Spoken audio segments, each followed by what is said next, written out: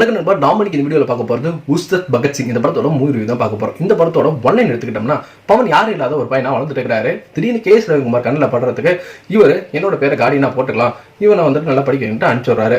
அதுக்கப்புறம் ஒரு கட்டத்தில் அவருக்கு ஒரு பொலிட்டிக்கல் பார்ட்டிலேருந்து ஆஃபர் வர, சரி நான் வந்துட்டு உன்னை எப்போ கூப்பிடணும், நீ அப்போ வந்துடணும் அப்படின்னு சொல்லிட்டு இவருமே கிளம்புறாரு. திடீர்னு அந்த கட்சியில் கொஞ்சம் கட் பண்ணோம் அப்படின்னா இவர் சிஎம்ஓ ஆயிராரு கே. எஸ். ரவிக்குமார். இந்த காலகட்டத்துக்குள்ள பவன் வந்துட்டு அந்த ஊர் மக்களும் நல்லது பண்ணி அவங்க வந்துட்டு ஒரு பெரிய ஆளாவே வந்துட்டு ஆயிடுறாரு. உஸ்தாத் பகத்சிங்னு பேரை சொன்னாலே சும்மா பில்லுங்களாம் வந்துட்டு திருச்சி வராங்க. அந்த அளவுக்கு வந்துட்டு ஒரு பவர்ஃபுல்லான ஆளை வந்து ஊரில் வந்துட்டு வளம் வந்துட்டு இருக்கிறாரு நம்ம பவன்.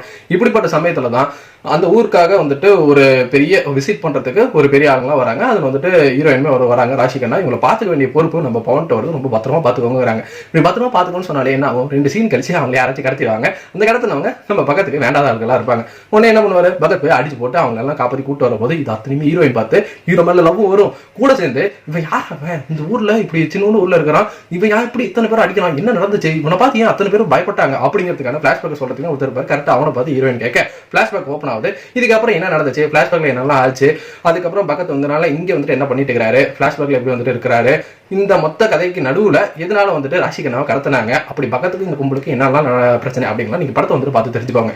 எனக்கு இந்த படத்துல பிடிச்சிருந்தது அப்படிங்கிறது பவனோட எஃபர்ட்லெஸ்ஸான அந்த ஃபைட் சீக்வன்ஸும் டைலாக் டெலிவரி தான். அவ்வளோ எனர்ஜியாக வந்துட்டு இருந்துச்சு. படம் பார்க்கும்போது அவங்க ஃபேன்ஸ்க்கு எங்கெல்லாம் வந்துட்டு கை தட்டணும், விசில் அடிக்கணுமோ அது மாதிரியான சண்டை காட்சிகளாகட்டும், அந்த மாதிரியான டைலாக் டெலிவரி ஆகட்டும், அதை வந்துட்டு அழகாக ப்ரெசென்ட் பண்ணியிருந்தாங்க. படத்தில் ஸ்ரீரீலா வரக்கூடிய சில போர்ஷன்ஸ் நல்லாவே இருந்ததுன்னு சொல்லலாம். பட் பல போர்ஷன்ஸ் கொடூரமாக இருந்தது.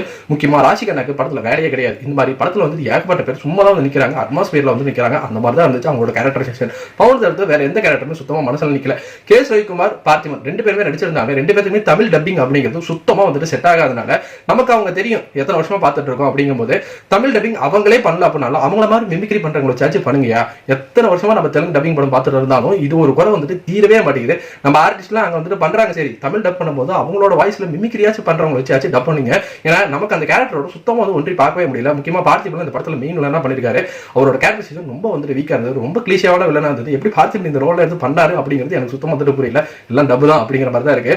ஸோ எனக்கு இந்த படம் ரொம்ப ஒரு நார்மலான ஒரு கமர்ஷியல் படமாக தான் இருந்தது. பெருசா புதுசா எதுவுமே இல்லை அப்படின்னாலும் அவங்க ஃபேன்ஸ் என்ஜாய் பண்ற மாதிரி இருந்திருக்கலாம். எனக்கு இந்த படம் பெருசா வந்துட்டு ஒர்க் அவுட் ஆகல.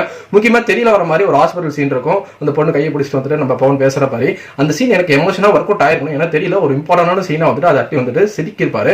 பட் அந்த இடத்துல அந்த எமோஷன் அப்படிங்கிறது எனக்கு பில்ட் ஆகல. மேபி தமிழ் டப்பிங்ல பார்த்தனால எனக்கு அது பில்ட் ஆகலையான்னு தெரியல.